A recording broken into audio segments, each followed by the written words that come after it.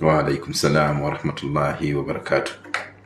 Dr. tukwaniriza nnyo webale kutwegattako ku mukutu guno gwe mulundi ogusose oba wajjako dda wano mashallah tabarakallah. Lwaki Dr. Tuvaayo? Mbadde bize emirimu gyenkola nga zimalawo nga ne kwogerako gwe tojja ensonga erabika nkulu. Ensonga ezijeyo olwaleero kwe kulungamya kubanga bingi bibadde bitambula naddala okuva lwe nava ku kitebe ky'obusiraamu kya Uganda Muslim Supreme Council. Nze najoyininga Supreme Council mu myaka gya 2010 etandika okukola 2011. Wali wayiseewo emyaka 10 nga His Eminence alondeddwa. Yalondeddwa. Naye emyaka egyo gyonna okuva 2006 obusiraamu bwagwamu ensasagge abantu nagenda okuyingira ku Supreme Council nga buli lunaku abasiraamu baagala kugirumba era ebyo byonna mubimanyi byaliwo byawulira mu street ebyaki naye kati awo nali junior cadre owa Uganda Muslim Supreme Council akaseera ako. Yes. Ne tujja nga tuyambuka amadaala nsooka nembeera mu office ya education nga ndi assistant nyambako. Oli assistant secretary for education. Ninyambako Seka Mbaziira ye yali mu education mu kaseera ako. Seka Mbaziira bw'avaamu mu office ngeri yali mysterious. Ne bampa office eyo mbere nga ngitwala mu maaso ndiddukanya ku basis ya acting. Era nayo nengitambuza mu maaso mu bbanga otwatukira 2004 mu mwaka gwa 2004 twalina office zaali ziri office nkulu. Office ya education ng'ogyeko office ya mufti waliwo office ya education eya finance eya religious affairs yali education and social services. Okay. Then religious affairs, education and finance. Kati enkiiko zaatuula ne zigaziya office za Uganda Muslim Supreme Council okutuukira ddala kumpi ku office 11. Wow. Ne zikuyeetingawo office ya social services. Ebifo bino mu Supreme Council byali bigabiddwa okusinziira ku regions. Mu nkola oba mu ndagaano etali mpandiike. Naga nti mwe aba Central mutwale ekifo ekya Secretary General. Aba North batwale office ya education. Aba Eastern batwale office ya finance. Kwali kusalawo nga naye nga sisemateeka nga erambi. Sisemateeka naye endagaano. Era kyayamba nnyo okuleeta awamu regions eza Uganda. So bwe nyingira mu office nali manyi nyingidde by merit. Ntandika okukola. Ngende ku bukeeyo abasajja abakulu bampita. Abangamba bakuwadde office naye office eyo yaffe ya education. Konze nti byonna byenkozeeyo fuuti okugitransforminga kyekyo kyemulabye okunsasulamu. Ne bagamba nedda tulina endagaano yaffe ekifo ekyo kyaffe mukadde waffe mufti bwe yali ajja twatuula mu Kasaka tukkaanya ng'akenaremu tukkaanya kakati yambaga nti kyonna kye munaasalawo kasita kibanga kya nkiiko alhamdulillah. Bwe baagaziya offices ne banzigya mu education ne banteeka mu office ya social services. Kati mwe nava mu 2016 ne nyingira ne bannonda okubeera Secretary General owa Uganda Muslim Supreme Council. 2016 ebisanzo nali mbirina mu kaseera ako bye baali beetaaga bonna ebyokubeera Secretary General. So kuva 2016 paka 2023 ogwokutaano obudde bwange nze bwali omwaka oguwedde bwali bukyabulako emyezi nga 7. Enkiiko ne zituula ne wabaawo bannamateeka abainterpreting ebintu ekifuula nnenge ne bagaa nti bo babala okuva omuntu weyayingirira mu office. Ate ffe embala eyaffe yali gye nali mmanyi y'amateeka ne gye tugoberera nti omuntu olunaku lwakakasiddwa lwakakasiddwa okukakasa kwe kutya Doctor okwata ku byama byonna ebya office enkulu mu interpretation gye baatuwa ne bagamba osooka kulayira naye olunaku lwe bakakasa nti gwe substantive lwe lunaku lwe batandika okukola ki okubala olunaku lwe batandika okubala ebbanga lyo naye twafuna baloya awo ne bajja ne bainterpreting ebifuula nenge tebabala kuva lunaku lwe walayira for personal interest ne bajja ne bagaa nti kati obudde bwe buweddeko nagenda okulaba nga haso naye ngamba benefit yange yali yakuweereza busiraamu ate this is not the end of the world nenyamba nti tambudde nvudde ku Supreme Council nabawandiikira ne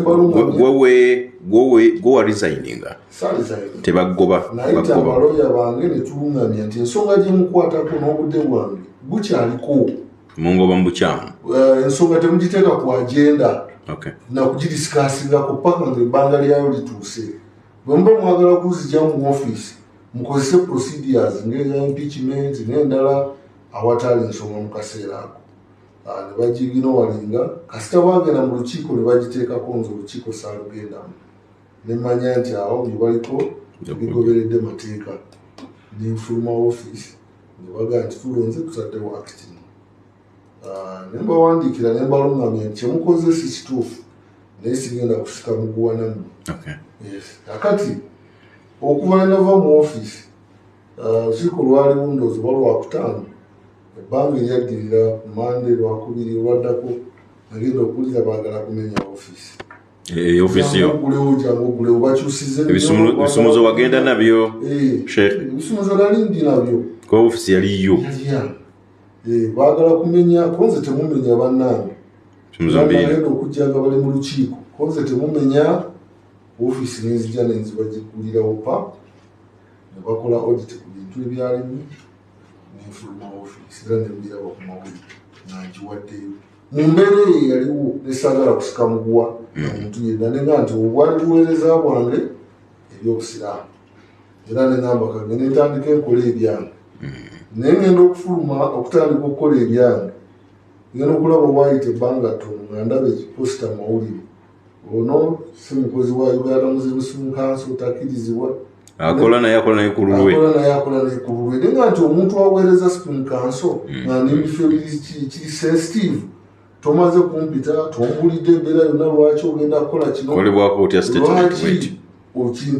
nengezaako nenkontaktinga mukadde waffe Sheikh Shaban mubajiramuga nti ekintu kyebakoze kino si kirungi kubanga tulina ebintu bingi byetukoze Dr. Boba awa nsonga ki mu bifo ebiri sensitive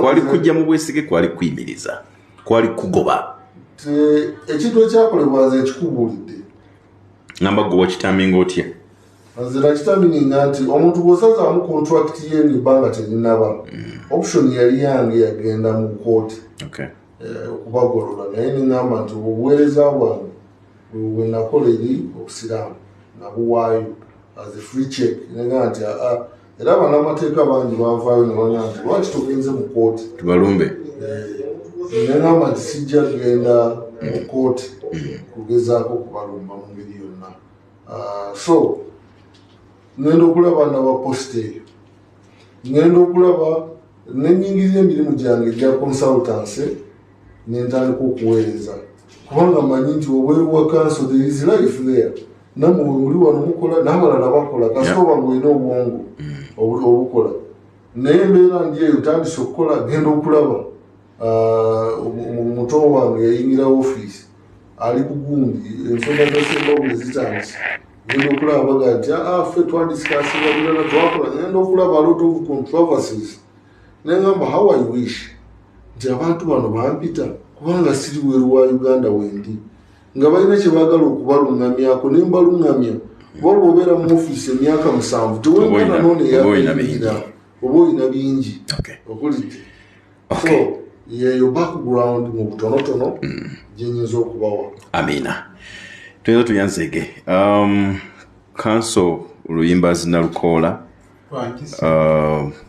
bwe tubadde twogera ebbanga lyonna ku nsonga zino erinnya lya mukadde waffe libadde livaayo ate nga si mu bukyamu kubanga yali office holder by then ate nga okujja kwe kuno olwaleero kugenda kuvvuunula ebintu bingi biri awo nga sinajja gy'oli mabega ko abaloya abasiraamu nammwe mwali kitundu ku nsonga eno ne mugaba ne ebyakolebwa bino byonna era bwe nalaba ekiwandiiko ekyatwalibwa mu kooti nga kuliko erinnya lya Dr. Magulu, Mufti Mubaje, Justice Kyabahwa ne Uganda Muslim Council nga nammwe mulina okulumwa ku bintu ngeri gye bitambulamu ku Uganda Muslim Supreme Council. Ampuliza kkiriza council kampozingemu katono nnyo ekirungi okikiriza ekyo nti wali kitundu ku ekyo. Okay. Doctor, eggwanga lyewuunya empapula zino zonna bwe zaavaayo ne balaba oba kiyita emivuyo onompabula emivuyo egyeyolekera mu kugula ettaka ly'Essembabule ne mujja ne mubeeramu embeera yeewuunyisa ennyo eyalabika eya riba. Omusajja n'abawa sente ze dokita biliyoni 3.5 ffe ze tulaba mu bitabo wano ne mutamuwa ttaka mu busuubizi obw'enjawulo obw'ekitalo bwe mwakola mu ndagaano. Nze nagiraba nga ndaba nnungi nnyonnyonjo era ne ngamba naye abasiraamu nga tuli balungi netugaa banaye bwe tutakuwa ttaka lyo mu bbanga bwe liti kino bwe tulwawo bwe tuti kino. Musajja ne mutamuwa ttaka ne mutamuddiza ssente amagoba gennyini ge mwateekamu aga 12% ne gaashumulatinga byonna ne mutabaako kye muderivalinga. Oli ayinza okugamba nti twaswala naye kirungi gwe wennyini omukono gwo ogwali ku ndagaano oli wano mu studio munnayuganda akuwuliriza. Dokita, biki ebyabaawo? Lwaki mwakola emivuyo gino? Lwaki mwatuswaza? Omuzindalo ngukuwadde dokita. Bismillah. Tewali mivuyo gyakolebwa ku ttaka eryo. Ekisooka okunyonyola kubaddewo si kontana nako ne Sheikh Shaban yavaayo nanyonyola ettaka eryo nga bwe lyatambula zaali square miles 5. Square miles 5 gavumenti netwalako square miles 3. Square miles 2 ezaasigalawo bino baazitwala under restructuring program yali ya gavumenti y'emyaka 8. Square miles ezaasigalawo 2 ne ziba nga zajjulako abantu beesenzaako.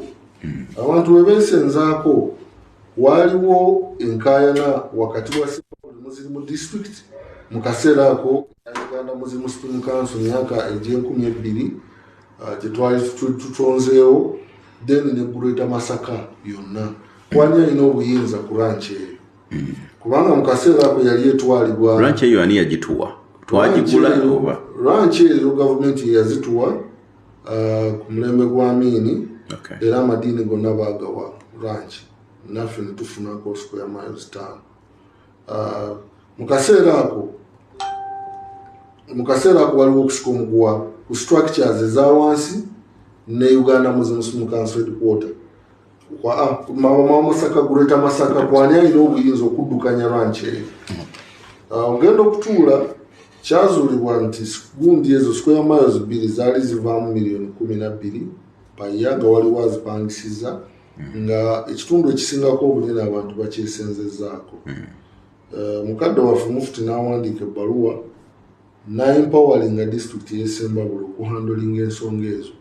Ebbaluwa eyo kweri ku record ne bagenda mu maaso ne bakwatagana n'omuntu bamuyita Muganga wa Enterprise Uganda. Katono nnyo ebbaluwa eno dokita yali yaku bagamba banoonya agula banoonya aliisa. Waliwo conflict between Greater Masaka ne Essembabule Muslim district kwani alina okuhandolinga. Naye ebbaluwa eyo bwe yagiwandiika yali misinterpreted.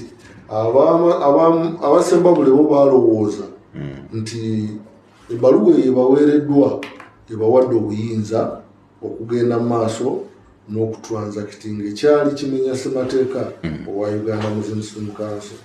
Era bwe baafuna omuntu n'ajjako abantu ku ttaka ne bamala obbajjako ne bayingira mu ndagaano ey'obupangisa ya myaka 10. ne mwami muganga owa enhance Enterprise Uganda Enterprise Uganda Limited Enterprise Holding Services Limited. waliwo Enterprise Holding waliwo ne Enterprise Uganda Limited so company bizinzo bawuzabuza okay kati ene yali munda ene yeriwa zombi zasooka nga zirabikira ku biwandiiko paka ebakirifyinga mu kooti that is Enterprise Uganda Limited. So company eyo ya Enterprise Uganda Limited ne bagipangisa ettaka ku miliyoni 10 okumala emyaka 15. Sembabule Muslim district ebintu ebyo babireeta ku headquarters musiraamu wuliriza babireeta ku headquarters ensasage nebaawo mu kaseera ako nali muwandiisi ku nkiiko zonna ezigenda mu maaso nga sinafuuka secretary general zino byonna ebyettaka bigenza okubaawo ebyesembabule ebyekugamba nali sinayingira mu ofiisi ya secretary general eyo part kati 10 kino bakiwa Dr. 10 kino bakiwadde Sembabule Muslim district bakiwadde Sembabule Muslim district bakoze n'endagaano headquarters egenda okubikula constitution negamba nedda kino kye bakoze bakikoze bukyamu tosobola kupangisa ttaka n'olipangisa emyaka 15 ku miliyoni 10 buli yiika babeera bagipangisiza sente mmeka bayita aba Enterprise Uganda babaga nti muba mwagala ddala kupangisa ttaka mulikole mu mateeka tutule wansi ne value eriko waliwo conditions ze baba wange ez'okusasulira enkiiko ezigenda okutunula mu nsonga zaabwe naki ne babikiriza era nitugenda mu maaso watuuka mu maaso eyo nga nyingidde mu ofiisi balemererwa condition ezo era olukiiko olwasembayo ne mwami muganga lwali mu ofiisi ya mufti ku lwa Enterprise nga balemereddwa kubanga voli yaliwo ey'ettaka ey'okugipangisa ndowooza yali ya mitwalo 5 pa eka pa season okusinziira ku ttaka ku ground kyekyaliko ebintu ebyo ne biba nga byafeiringa era bagenda okwawukana nali muwandiisi mu lukiiko olubampita lukiiko lwalimu abantu nga 3 lwali lukiiko lwa kyama lwalimu abantu nga 3 mufti n'amugamba nti mu kaseera ako n'amugamba nti bw'obanga toli serious ku kino nsaba ettaka ly'abasiraamu lizeeko tukuddize sente olidde mu kaseera ako yakkiriza naga nti genda mu maaso bw'oba osobola okufuna omuguzi ofuna omuguzi oba omulala asobola okupangisa ettaka eryo ku ssente ezo gwe zoyagala balipangise twaddayo mu nkiiko awo nga amaze okufuuka secretary general almost assignment ku zimu ezasooka netudda mu nkiiko bwe tudda mu nkiiko n'asaba obuyinza enkiiko era obuyinza ne babumpa mu resolution nga secretary general okulaba nti ettaka eryo tufunamu ekintu ekigenda okugasa obusiraamu kubanga ettaka bwe libeerawo nga livaamu miliyoni 10 oba 12 omwaka square miles 2 omwaka omulamba ekyo kyali tekikola economic advantage eri Uganda Muslim Council. Ekyokubiri lyali threatened by encroachers nga nettaka eddala bwe lize libanga liri luzingibwa kwe kugenda mu maaso His Eminence mu kaseera ako najja na-identifyinga omu ku yali baali serious kyabahwa najja mu ofiisi ye ne badiscussinga ngaali ready era byonna ebyaliko ku ttaka yali abimanyi. Amuleese yani His Eminence mu kaseera ako Sheikh Shaban musaba tugende mpolampola aleese omuguzi wajja yatuukira mu ofiisi ya Sheikh Shaban Ramadan Mubajji mufti mu kaseera ako nga woli nali ndi mu ofiisi yange nga secretary general ebyasooka okudiscussingibwa sibimanyi amala mpita aga musajja ono ali serious ayagala kugula ttaka lyaffe amukwanjulira lusoko mulaba ng'enkiiko bwe zakkiriza nensirika yenyini minisita kyabahwa n'ayogera nensirika nempuliriza ne noting nagenda okulaba ali serious nenkyakomawo. Awo transaction n'enkolagana eya Justice Kyabahwa wetandikira. Olite naye ebyaliko ku ttaka brief yali abimanyi era mu ndagaano byateekebwamu byonna ng'ebyaliko bali bataddeko caveat encumbrance endala ezaaliko yali abimanyi. So Kyabahwa ajja okugula already ettaka lyamanyi nti liriko byonna. Lyaliko encumbrance yali azimanyi. Naye era teyali bothered. No, assurance yaliwo okusaidi yaffe n'olukiiko lulyo olwasembayo aba Enterprise Uganda bo baali bavuddeyo ne bagamba nti babivuddemu tebakyali kuki tebakyalina interest ku ttaka eryo baagala babasasule. Era buli omu yali amanyi nti transaction eri smooth egenda kuggwa tukolemu ekyo ekigenda okugasa obusiraamu. Transaction yagenda mu maaso. Transaction bwegenda mu maaso endagaano zikoleddwa. Sinze nakola endagaano nga Magulu. Kyabahwa alina balooya be naffe mu kaseera ako twafuna balooya ne bajja endagaano neekolebwa neyitibwamu. Ebyo byonna ebimala okuggwa Kyabahwa akalambira. Okusooka yali agamba tayagala bantu basiraamu bajja musumbuwa kyeyakozesa n'agamba basiraamu. Dr. kukyendagaano eno ng'eraga nti yadrawingibwa Uganda Muslims Film Council. Waliwo balooya be baatuwa ku lwa Uganda Muslims Film Council. Kakati Mr. Kyabahwa agamba abasiraamu mugenda kunsumbuwa singa endagaano ngiteeka amannya gange. Twasooka ntuwandiika amannya ge. Bwetumala okuwandiika amannya ge n'agamba mugajjeemu nze nja kuba ntambula nkola bizinesi zange bansumbuwe kambawo omuntu Kayanja. Endagaano tugikyusa tugiteeka mu Kayanja. Tuba twakamala ogisayini nga tugenze mu banka ye okukakasa nti transaction gye tukoze etuuse. Endagaano bagigaana banka egamba nedda ffe twagala ssente source kwe zivudde. Azituwadde endagaano tutakula emitwe owulidde. Tuddayo tuwandiika endagaano tugizaayo mu mannya ga Justice egenda mu banka ye. Sente ezo bakkirizo zirizinga. Tudda mu banka yaffe endagaano yemu nayo tugiwaayo ne banka ekkiriza okuhandulinga sente. Kubanga zino institution ziri highly professional mu ngeri gye zikolamu emirimu. Tebasobola kukwata sente nga tebamanyi sente ze bakwata zaaki zivaawa ekyo bwe kyali. Ekya 12% Kyabahwa akalambira nakyogerako sigenda kiwanvuya nnyo. Akalambira agamba condition gye nnina nga nze muyinza okulemererwa okumpa ettaka. Mukadde wange amukakasa nti ettaka tugenda dikuwa myezi gye tukanyiza. Agamba njagalamu 12%. Eba condition condition gye yasetinga era namwe namugikkiriza. Twasooka gaana ne twetoloola n'ebiseera mwe twakola 12%. Mu kusooka tekyajja nti per month kubanga on discussion yali 12%. Owulidde kumbe eno wansi yaliko per month. Ne tudiscuss nga ku meza ne twetoloola as a condition ey'omuguzi gye yateekawo. Yes. Finally mukama waffe n'akiwaga ahead naga bismillah tugende maaso. Era twasooka netukulungutana naye yennyini akimanyi.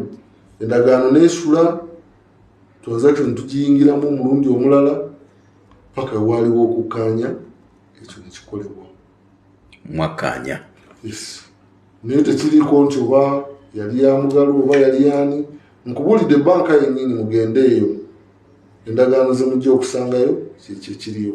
Endagaano yennyini yaliikinga mu mawulire nga twakamala ogikola ennaku 3. Mugende muginoonya abalina abalina social media abatereka ebintu yennyini yaliikinga mu mawulire endagaano eyo era nakyo mwekirite yawukana nakyenjogera.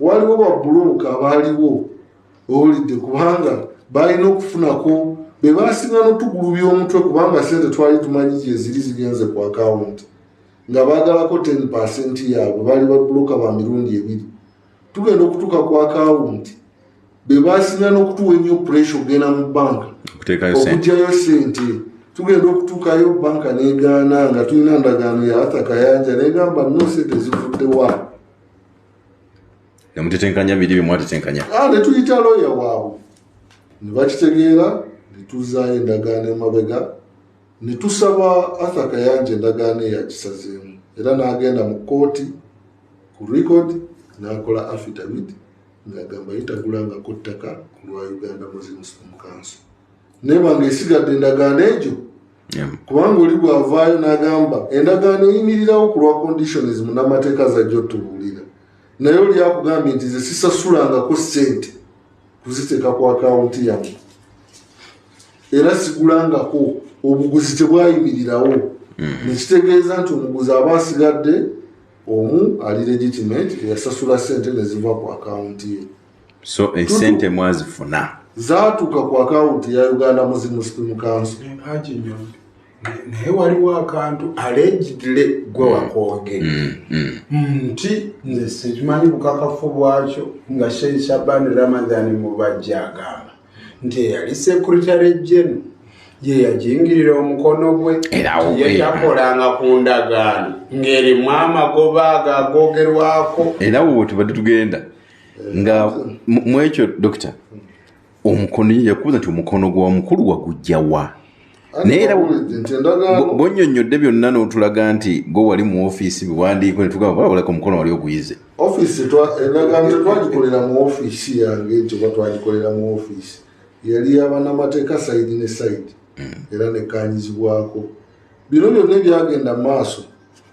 Sheikh Shaban abantu tebamumanyi si ye muntu asobola okuteeka omukono ku kintu kyatamatidde yasoma paragraph by paragraph line by line owulidde bw'amala okugisoma era ensonga lwaki twakulungutana nnyo netwetoloola ffe ttiimu eyaffe ng'eriko Dr. Balonde eriko ye Nkwendi n'abo baloya baali batuwadde mu kaseera ako bwe twalina so netukulungutana paka lwe yakiwa so ekyo njagala nkimenyewo n'obukakafu era bujja kuvaayo mu maaso nti sijingirirangako omukono gwe era sayina bwetaavu sijingirirangako omukono gwe era tewali bwetaavu sayina bwetaavu n'olwaleero sibulina bujingirira mukono gwa mufuti kubanga omuntu nali naye nga ndi wano tutambula ndi ku ddyo bwetaavu kiwe nalina mu kaseera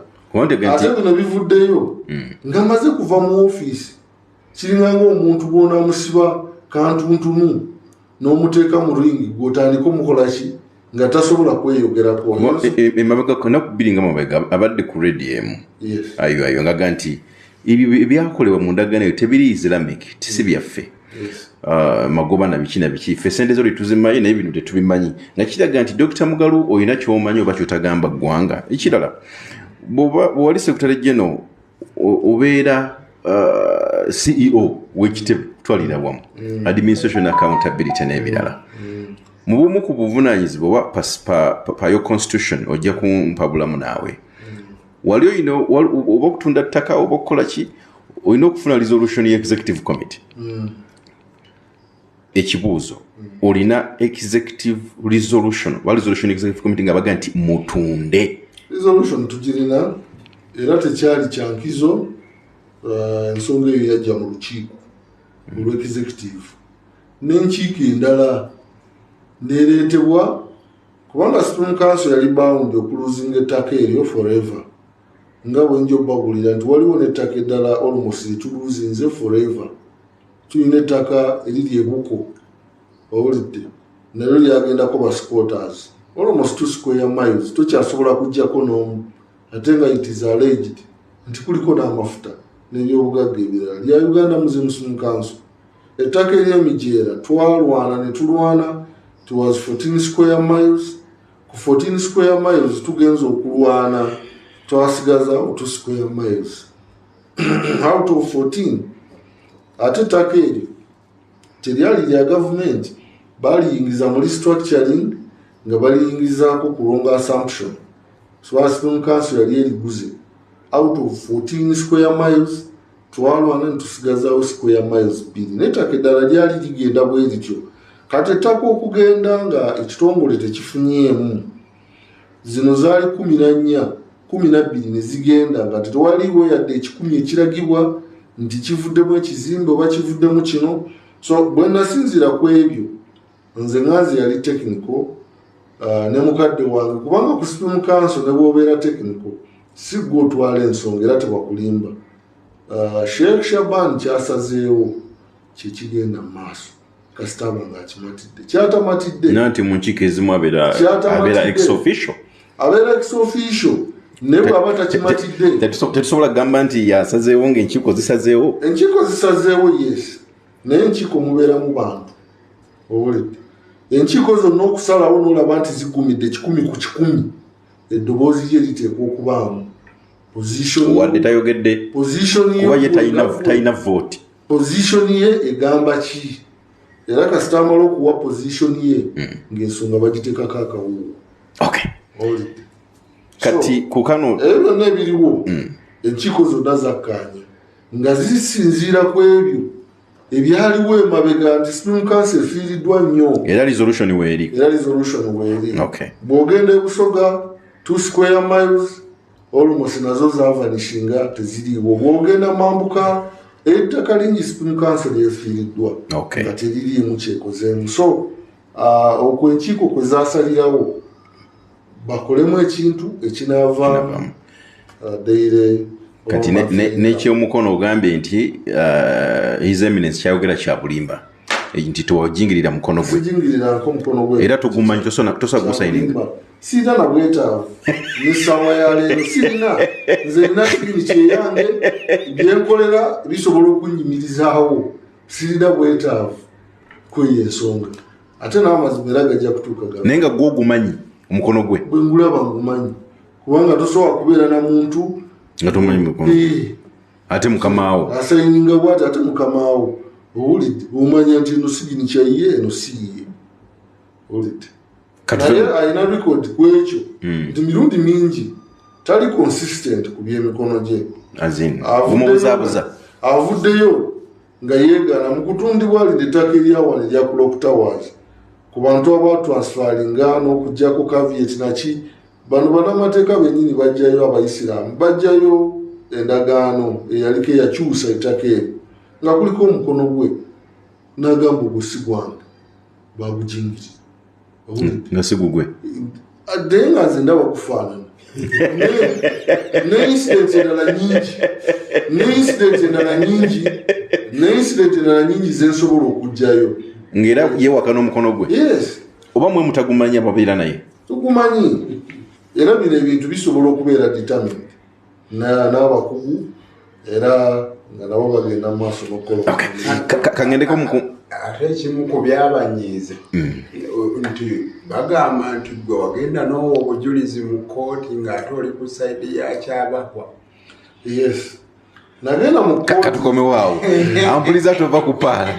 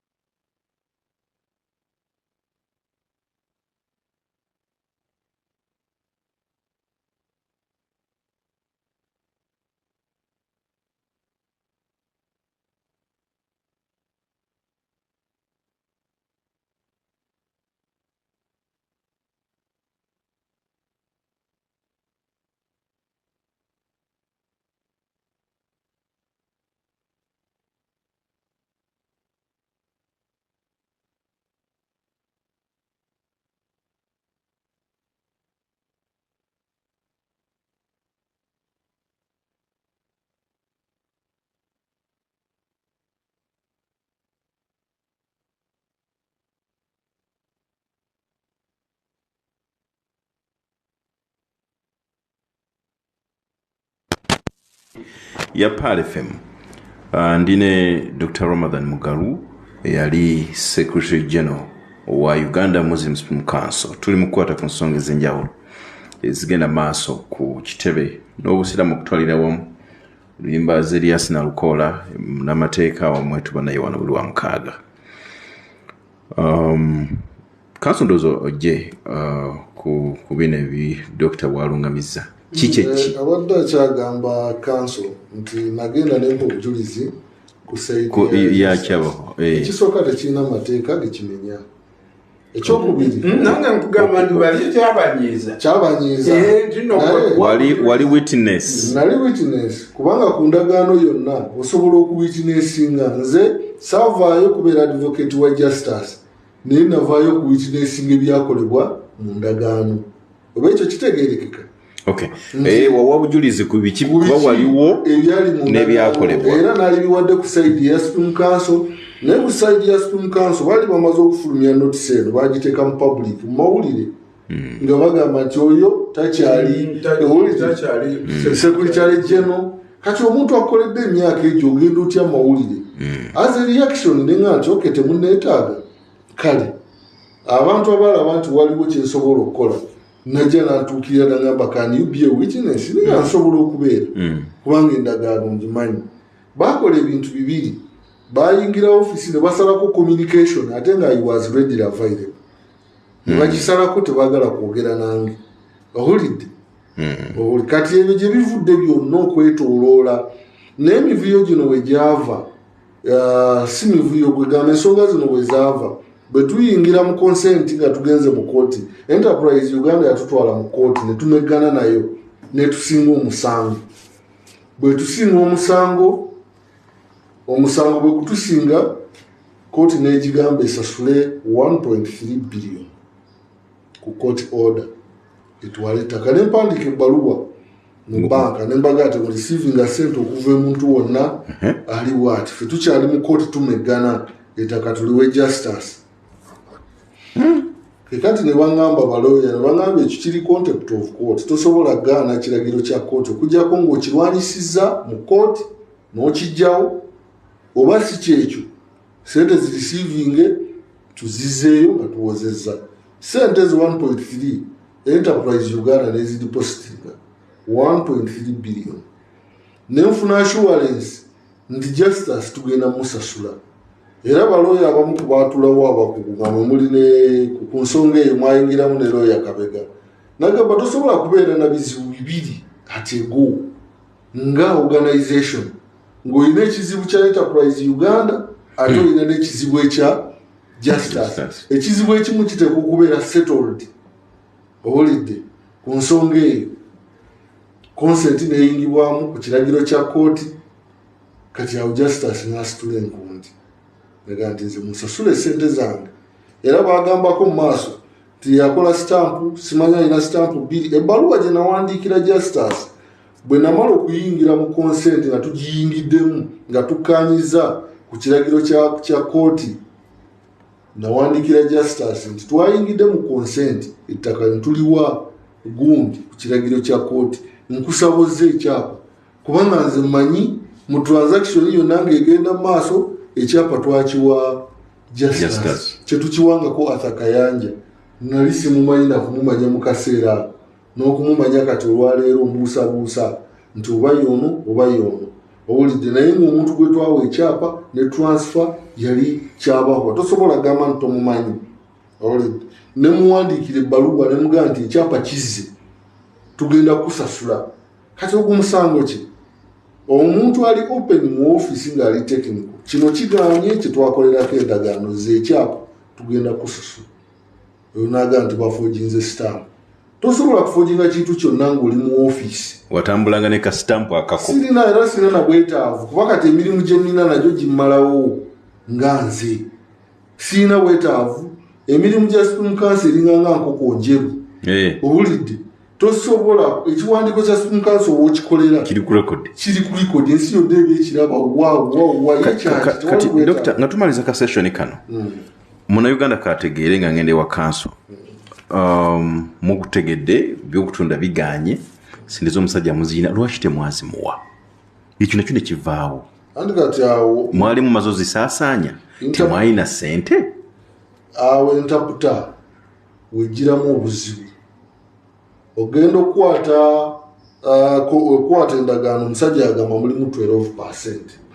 akawaayiro kali nziruka emisinde nkuba akaama ng'omukulembeze mugamba mukadde wange Sheikh Shaban Mufti omusajja ono genda omulabe endagaano eno yalimu obuwaayiro bwe yali akkiriza okukolako yadde waliwo kino tekyatuukiridde ne kino aleme konsideringa 12%.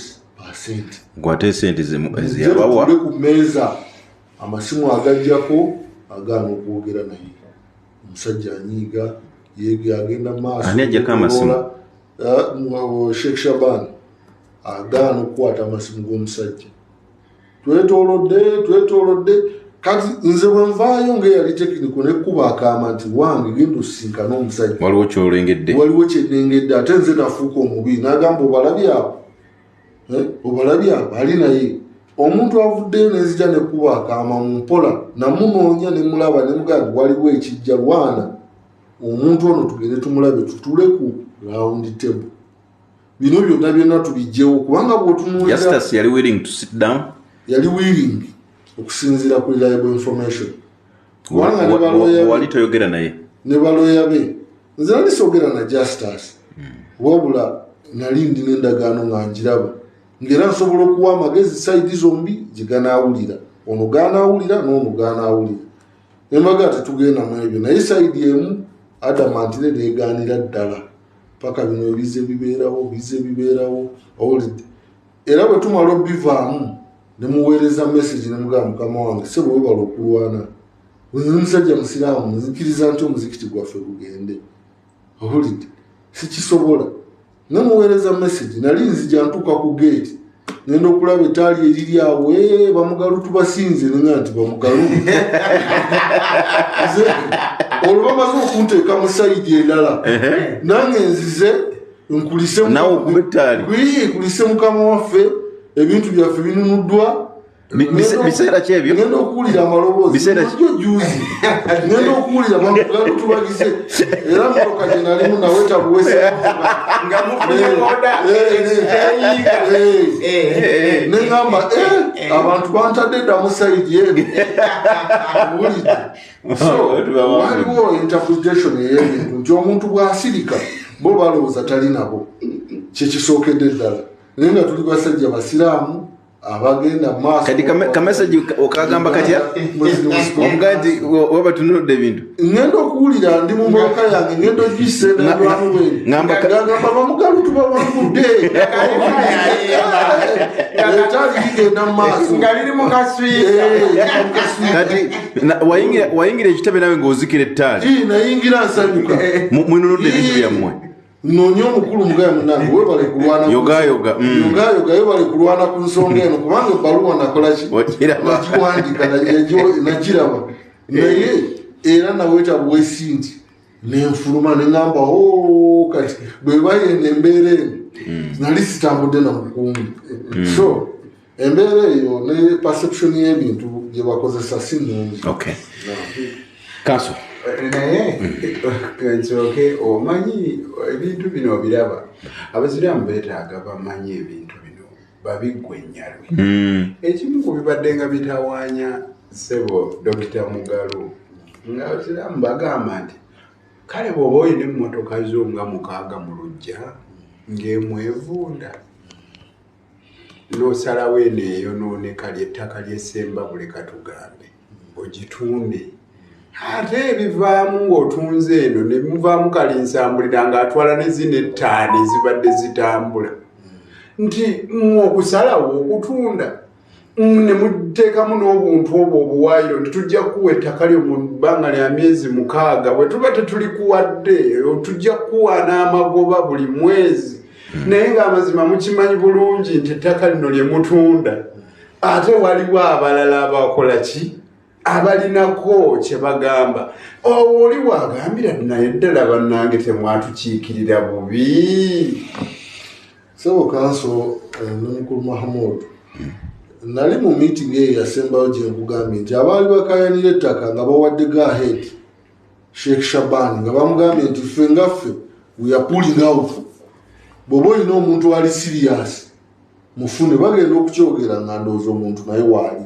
ali serious nze nange mbungo bwange bwe nawulira biri ebya Enterprise Uganda ne mmanya nti sincere bakoze eki balivuddeko era Supreme Council ejja kudelivalinga along the way ndowooza ne bafuna amagezi kuba twekubira enduulu ne tutuuka ne maaso g'omukulu owulidde bano batwala ettaka lyaffe naganda tujja kukola review abimanyi along the way n'afuna amagezi wiiki emu nga twakamala okusayininga endagaano ne bateekayo omusango e Masaka gwe omusango gwavaamu embererezi okutuuka we tutuuse owulidde naye ng'ekyo nakiwulira nze ebintu byenjogera soogera kusanyusa muntu soogera nti oba njogeza bukyayi soogera nti oba njagala nnyo omufuti naye ekyo nakiwulira meeting gye yalimu yes kakati mu bino binanga bibaddewo Dr.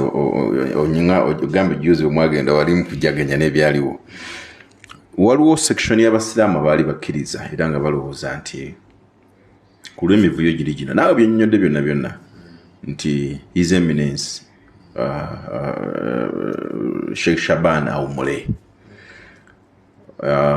era walaba enteekateeka ebaddewo n'ebirala before that nga sinaba nagenda nnyo ku ekyo wali ku ludda ki nawe wali okkiriza nti ku bino because wakola naye ng'ogaddala omusajja ono awumule bannayuganda wa Uganda Muslim Council era nzikiriza mu nkiiko zaffe naye ekizibu kye twafuna nti olukiiko lweyawulamu kati ebitundu ebyo bibiri General Assembly Professor Lubega bwe yali alondebwa ku babaka kumpi 240 beeyawulamu yawangula n'akalulu kamu omuntu kasita owangula n'akalulu kamu oba bululu bubiri oteekwa okukola ennyo emyaka egisooka 2 okulaba nti omatiza bano abatakuwadde ogatte olukiiko kubanga yadde Hassan basajja balaba baamugjamu mwasigalamu omwami bamuyita Kamugisha kati member wa executive yali abuzaako obululu 2 okuwangula Professor Lwega bwe yawangulirako mu house kitegeeza yali highly contentious ate bw'ayingira kubanga yajja n'agenda nga si nnungi baatulanga ewaabwe ku igala wali eyo ne badisikasinga nga balina wrong agenda gye batambulirako bawandiika wansi okusooka tugobe mugalu namba 2 tukole kino ono yakulemesa ono yakola ki naye yennyini neyeerabira nti ligaseye agyonoonyi saawa zino olutacyasobola kutunda wantu walala wonna Hanni Professor Lubega owulidde oyo tumutwetekeko kino ono tukole kino agenda gye yajja nayo nkyamu bintu bingi ebikoleddwa mu lukiiko ne binyiiza abantu ebimu babijjayo omubiraba ebimu basirise nabyo bibanyiga nawe olina ebikunyiga Dokita nze ng'oggyeko bino ebyange mbyogedde ndi open nti nkoledde ekitongole emyaka egisoba mu 13 tirelessly n'otuuka kakati tompadde yadde ensako n'emu owulidde obwongo bwange mbwonoonye emyaka egi gyonna time naki sifunanga liivu ku mulimu nsula ntunula abasiraamu baba beebase oli mu motoka otambula ogenda ntungamu ogenda kitigumu ogenda wa unity nga unity y'obusiraamu tegidde ku mukeeka owulidde for the first time tubadde tutandise okufosteringa okulaba nti tufuna unity mu East Africa ey'abasiraamu tufuna unity mu Africa yonna ey'abasiraamu okutuuza abamufuti bonna n'enkiiko zonna eza Africa ne zikkiriza nti Uganda Muslim Council kyekiba ekitebe ekigenda okutwala obusiraamu mu Africa si bintu byangu kiba kitegeeza nti tubadde tusula tutunula ne dedicated team dedicated team biki tubadde tuwandiika obusiraamu Muslim Council abantu bali bagishaninga awe nga tesobola kudde n'okufula ekikumi bwekiti naye evuddeyo lwaleero gavumenti egirabawo esobola ogiwaayo biliyoni 2 negiwaayo biliyoni 2 ekola innovation ate n'otuuka ku byengera muno gwe wali badde oyita noga nti atuula wano obwongo okozeseza bungi bwenosalawo omugobengaaenkoko owulidde ebintu ebyo tebiba birungi n'abantu abalala bafulumye Supreme Council abalinga nze bangi kati Dokita okkiriza nti omusajja mubajje avuluze Supreme Council era bano abadde bamufulumya bakoze kituufu mbuuza bubuuza nze ensonga yange nti abantu abagenze mu kooti balina ensonga eziri genuine. Omuntu yenna Dr. Kaddemwako okkiriza balina ensonga ezesimba. Omuntu yenna nga memba wa lukiiko tugeze nti gw'olina kampani oba olina w'okiikirira ng'olina ogenda mu lukiiko n'obaayo n'ensonga zo ne constituency n'otuuka mu lukiiko ne bakusibira wabweru baba bakuggyeko eddembe lyo. Nze nabagamba nze siri munnamateeka waali, nze nakola corporate governance, awulidde ebyo company law, ebitonotono ebisobola okufuga, naye nkimanyi nti ne bwabeera muntu omu ng'omuggyeko eddembe lye oba bagiyita prejudice munnamateeka gyatuyambako wano, asobola okugenda n'ayiwa resolution ez'olukiiko lwonna. Naye Profesa Lubega bwe yatuuka mu lukiiko aga nti oyo afulume oyo mugire, nawulira nti Kasanga kibaali bamugaanidde ku geeti Honorable Mulamba akiikirira ekitundu nti oyo asigale wabweru. Nawulira nti waliwo omulala nti oyo asigale wabweru, waliwo lisiti gye bataddewo. Ekyali badde kibaawo mu nomo democracy ng'abantu abo oyagala obasa place ng'obaleka ne bayingira ne mukuba akalulu ku nsonga yonna n'obaleka ne badibeetinga. Supreme Council gireeta awamu n'okulaba nti twafuna sanity eriwo, ebyo ebibadde mu nkiiko. Twali tulonda Dr. Abdulkadir Balonde nga tulonda ne Alhaji Nadduli, munda mwalimu drama ne twesibiramu. Bwe twesibiramu abasiraamu ne balinnya emmeeza ne balinnya ne bakuba ntugamba bannamawulire mufulume ne twesibiramu. Lumu n'efunda by consensus. Mwe mugamba ki? Bagenda okuba akalulu nga Dr. Abdulkadir asinze obululu bubiri. Tukayiwe tuddemu paka consensus lwe yajja. Ne bagamba nti ono tumuwe ekya deputy. Bonna ne bakkiriza ne bagamba tumuwe obwa deputy. Tugenda okuvaamu nga tugwamba ifuba bannamawulire gamba babadde bakaayana kiki ekibadde kibakaayanya munda. Kubanga munda waaliwo consensus.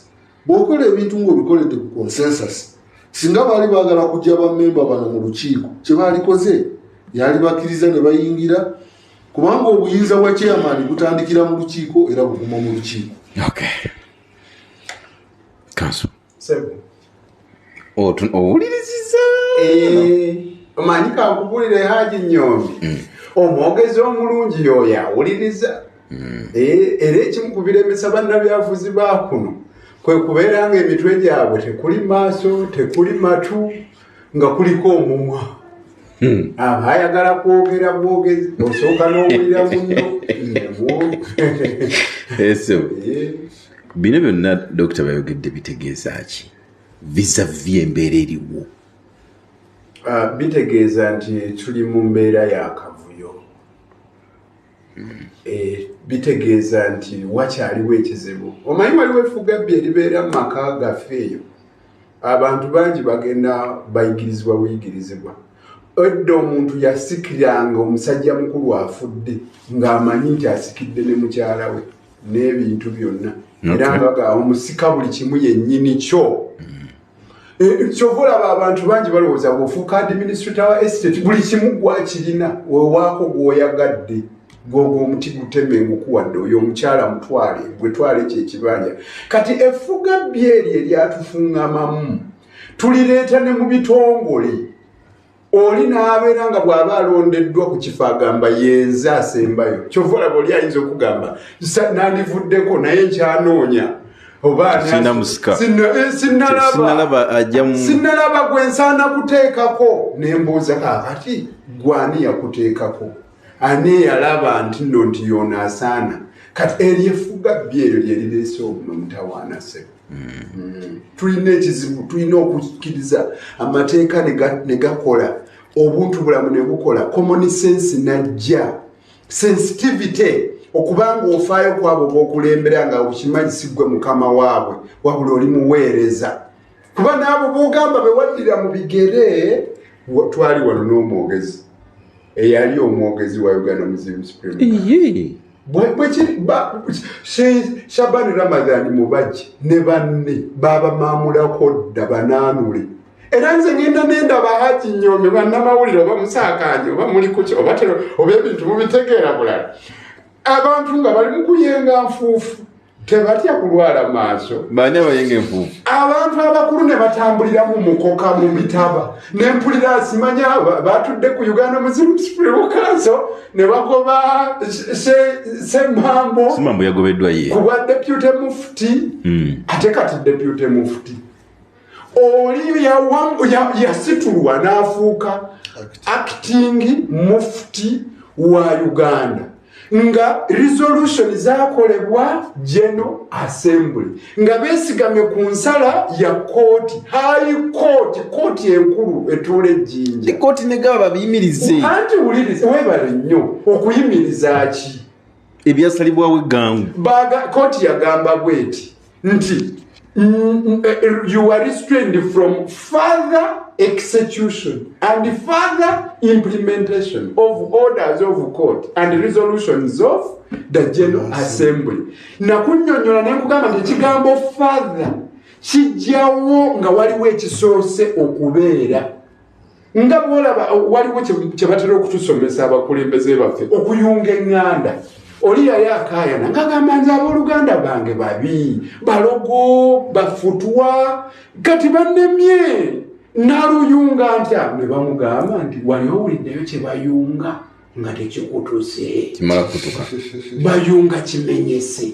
Kakati ekigambo further mu luzungu basebo ne bannyaba abampulirize kigambo bagamba let us further this debate nti twongere mu maaso n'okukubaganya ebirowoozo. Kitegeeza Sheikh Ramadan mu bajje bamunanula okumanya bamunanula n'akimanya yagenda ne mu kooti n'awaaba ya filing application ya review ng'agamba omulamuzi owekitiibwa omulamuzi tukusaba ojjewo ensala bano kwe beesigamye okunnaanula ekira tukusaba olagire bino bye bakoze okusalawo kwabwe okungoba bakugjewo. Haji Nyombi singa omuntu amala n'akutomera ku luguudo naye ng'akubye eŋŋombi kiba kitegeeza akutomedde akulabye. Bw'amala okutomera waakiri ensonga gy'asobola okuwa nti emmotoka egaanye okukola ki okusiba era buba buzibu bwe yabadde avuga supiidi ki naye bw'ogendera mu kooti ogamba omulamuzi nti jjawo ensala gyewawa osazeemu n'ensalawo ya General Assembly ebitali mu mateeka anti bw'ayinza okugamba kwayinza okwesigama anti bw'oba wagenze mu kooti kiba kitegeeza nti ensonga wagitegedde nti bakunaanudde n'owaaba n'omusango. Kakati okimanyi nti oli yaaliwo kati olwairo omubajje ne bwakunuukiriza tatuuka Sheikh Mambo kubanga ye talina kyali omanyi kankubuulire ne bw'aba alabanga omukulu okumusinga kopola ayina emmundu watabbu nnyo okusinga Jeno ali retired atalina kati ani ayina emmundu kati Sheikh Mambo yalina emmundu agiramulizaawa ate agiramulizaawa obwa mufuti bwa Uganda bukoma ne bw'otuula ekisolo oba mufuti ekitebe ky'obusiraamu kimanyiddwa oba mufuti wangi dokita ajja kuyingira tulinda nsala ya kooti ajja kuyingira inshallah. Kakati nze era kasita nalabye emboozi eyo nendaba omwami omu ne ngamba ate ono teyavaako dda bamunaanula bali mu kooti balinda nsala ya omulamuzi bw'ali bwakomyewo mu luwummula awulire enjuyaga nti embeera emujja kuba mufuti emanyiddwa era mufuti enonde bw'amanyiddwa ate ekyo kiboozi kyeno alina kgendawa mu kooti ngera bwe nawulira ekiboozi awo koodi Kampala ng'oli agamba kale abo balooya abasiraamu batunyiizizza bandize ne bawaaba wano wani constitution y'obusiraamu mugimanyi kye babagamba mugenda mutya mu kooti n'ey'obusiraamu mugimanyi dokita wuno gwe bw'owulira resolution ezakolebwanga bazifayilinganga mu kooti ya busiraamu mubuuza akubuulira kampani tefugibwa mateeka era ne ssemateeka mwagirigyesale nga wali gestra neno eyisibwa constitution gyetutambulirako kati wano balaga nti ebimu mugoberera constitution ya Uganda Muslim Council ebimu temugigoberera. Constitution eno yennyini yayisibwa n'Attorney General ye munnamateeka y'omukulu ku lwa Uganda government ne okulaba nti tekontana ne ssemateeka era ng'egondera ate kasita tutuuka ku point ssemateeka ow'eggwanga atekinga precedent eri constitution yene ey'obusiraamu naye no enyinyini eri kiriya ekisooka munamateeka asobokkiriza ndyeka akadakiika katono ebyakoleddwa jjo nebyalibadde biri mu mateeka composition nfu okugoba semmaamu mulimu bamemba abatudde ku lukiiko olwo abatalina kutuulako yes akaseera kajja kutuuka obalabe nti gundi nebwaba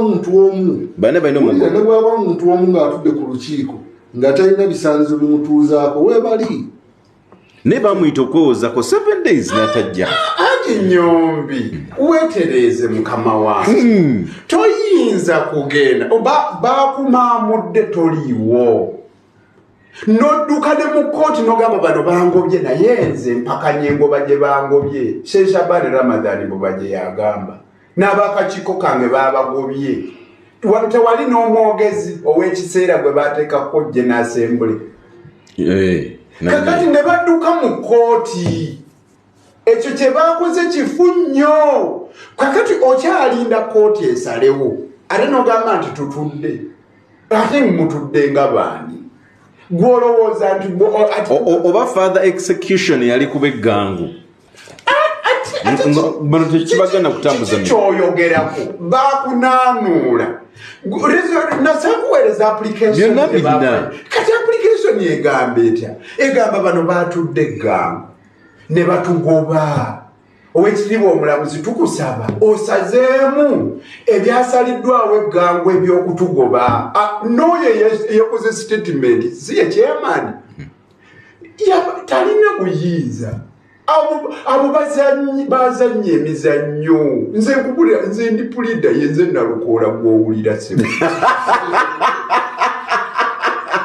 ebyo babadde bazannya omanye ebyokuzannya bataata ne maama obwana obuto sebo sikumanye kati nze neewuunye tuula wamu engeri gye byalidde abantu abo ne batuuka okukola ebyo byabutaliimu kansooka nkuba obulango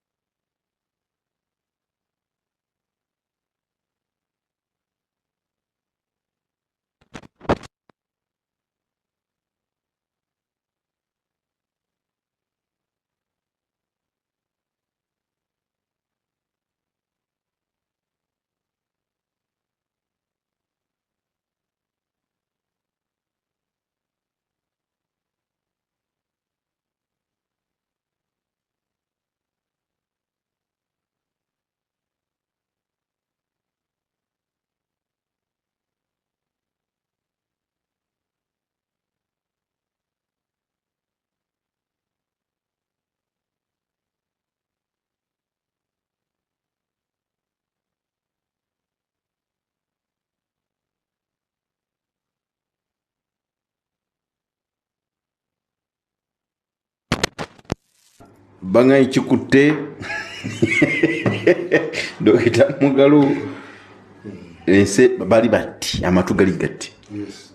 Ng'omusajja ono yabeeranga ne Mufti Mubajje alina ebyama naye ekibeewunyisizza asooka nkolera statement eno Dokita. Sheikh Ssemambo ye Mufti wa Uganda okusinziira ku nagambye ekiri mu General Assembly. General Assembly lwe lukiiko lwaffe olwenkomeredde mu constitution eya Uganda Muslim Supreme Council. Era abantu baleme okuziimuula okw'abamemba ba General Assembly ku kiki babadde basazeewo. Tewaliyo yajja Sheikh Shaban Ramadan ku wa Mufti. Oli bamutaddeko nga acting Mufti. Ono naddako ku bbali banoonyereza. Bamusaba addeko ku bbali. So mukino nti decision y'eggango according to you ntuufu eri mateeka wangi waliwo ekintu okuba nga kituufu oba si kituufu naye nga kiri mateeka. Nze nagamba ne bw'aba muntu omu twalina omusango gwa konko omusajja yawanuka gyawanuse jalunabbi n'aleeta balooya be wano ne baguyimiriramu omusango.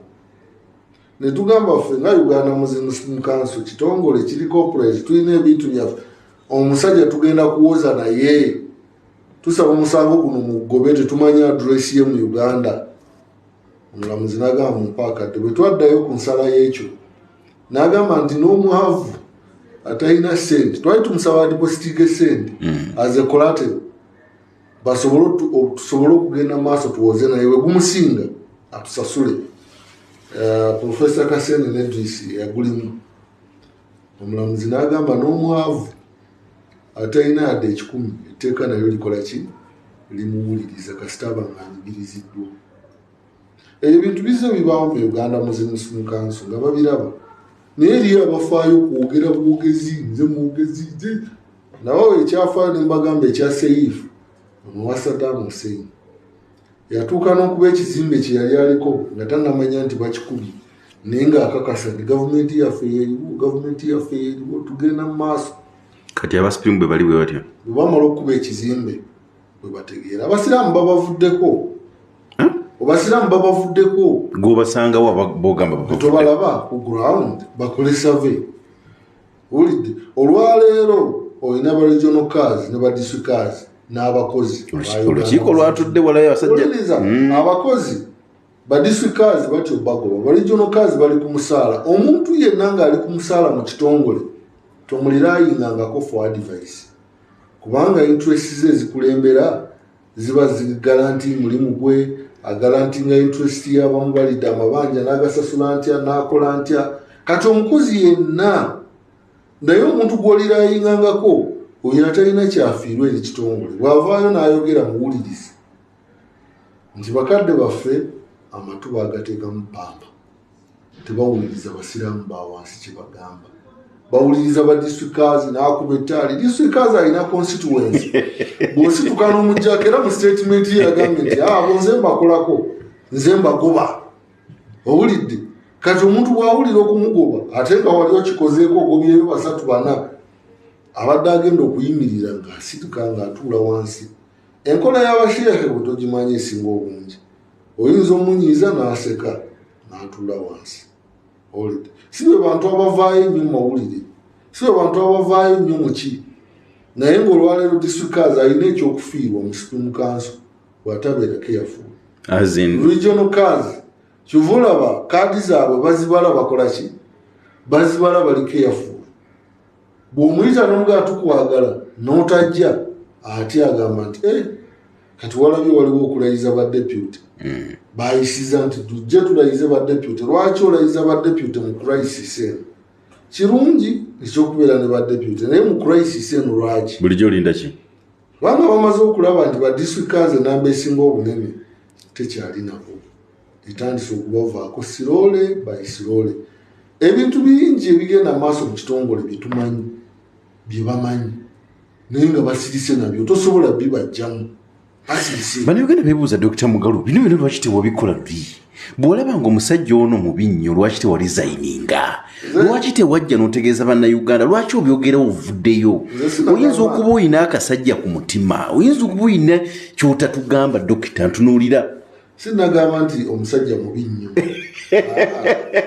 bannayuganda bwe tuba nga tumuwadde omukisa n'abeera mufuti emyaka 23 ekyo njagala bakijjewo nti Sheikh Shaban muntu mubi nnyo si muntu mubi nnyo eryo ebbanga Katonda akkiriza kubanga Mungu bw'abanga wakujjako buyinza bwoyo bwayagadde n'abujja ku bwayagadde naye bw'aba abutwala akwakkula bukwakkule owulidde saawa zino wabaawo embeera nga bino byonna obiraba myaka 23 tokyalina kwokakasa n'oyimirira noga nti nze mufuti owulidde oba otuuse ku takyalina kwakasa wabaddewo okugira ebibuuzo simukanso naga mulabawo omulala kitegeeza nze mufuti owulidde tokyalina kwokakasa mu ngeri yonna nti nkakasa muntu yenna musiraamu bakumanyi n'embeera endala bagimanyi netuba tuvuddeyo okwogera netwogeza ku kyayi n'ekirala olwaleero n'ekirala olwaleero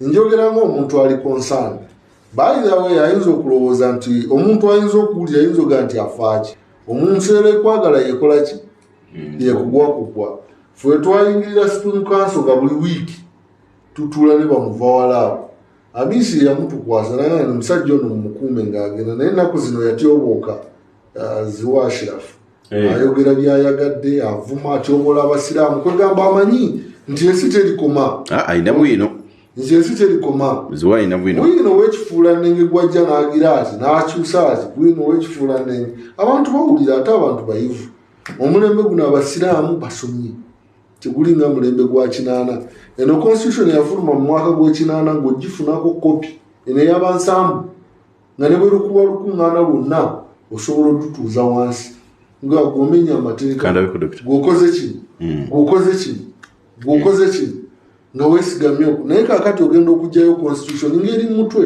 bantu bangi abagisomye naye entaputa yaayo waliwo abamu nga beetaaga kuwulira bibasanyusa byokka oba omenya amateeka oba okoze eki yayagala kuwulira era bwe banaasiŋŋaana omulamuzi nga munyiivu ku contempt of court ojja kulaba biginaava mu kooti kino kyebakoze yabadde contempt of court kubanga ne bwaba gundi chief magistrate wa wansi ne mubaamu issues eza contempt of court ezo ziba zigaziye ate nga twabalabula ntugamba nti ebintu bino bigende mpola wabize bibaawo ku mulembe gwa Sekakakooza ne Marehemu Luwembe kyebakola ng'embeera eno eguddewo baatandikirawo kaweefu baagatta basiraamu Sheikh Rajabu nga chief card yalina ekifo mu Supreme Council ekya director wa sharia tebakwata ku kifo ekyo tukijjeewo Joanemu naye yegini amaze okutuuka ku retirement age ate munda ne wabaawo enjogerezeganya ey'omunda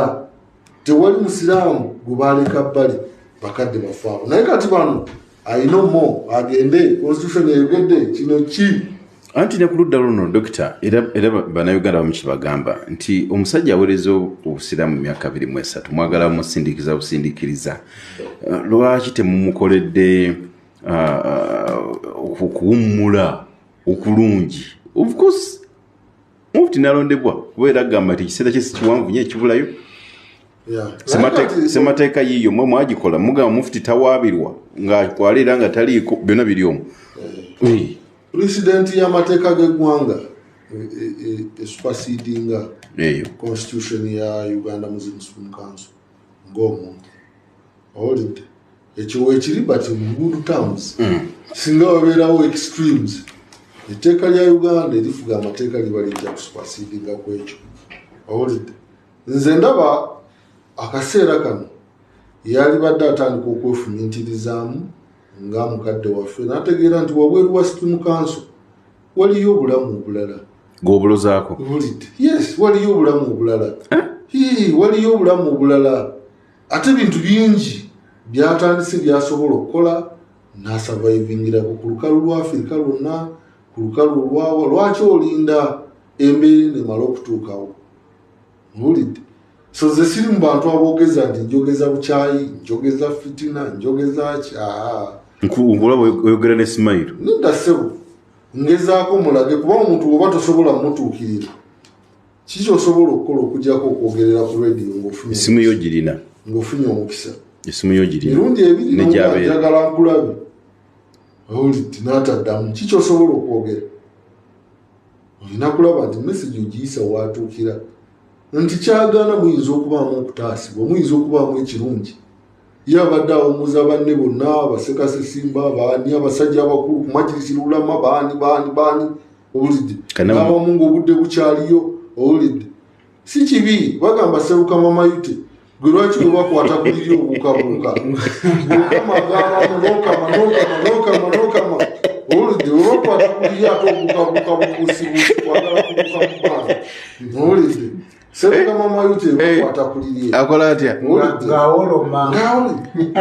kati bakutte ku liri eno kampani tosobola girowolereza owulidde amateeka n'amateeka otasooka n'okuwuliriza abantu n'okwata direction eyiyo obeera ogenda kumeggana n'abasiraamu bonna mu Uganda kuba kati bali apart. Tuli ku mukutu gwa Pal FM kula lya Mutuwa bulijjo tuteekateeka kujjako gye muli kansonga sinagenda eri abatuliza waliwo kyogamba mukama wange dokita abadde amaliriza ebigambo byakugamba omanyi twogedde wano ebigambo bingi dokita toliiwo kale nno bwewabaayo ebigambo badde njagala nnyo mpulire oba waliyo ebikontana n'ebyo bye twogedde kuba olumu omanyi ekyennyanja bwe kigamba nti goonya mulwadde leka kuwakana kubanga ekyennyanja gye kiwangaalira goonya gyakola ki gyabeera kati kyova olaba nalukoola sirikako dokita bw'aba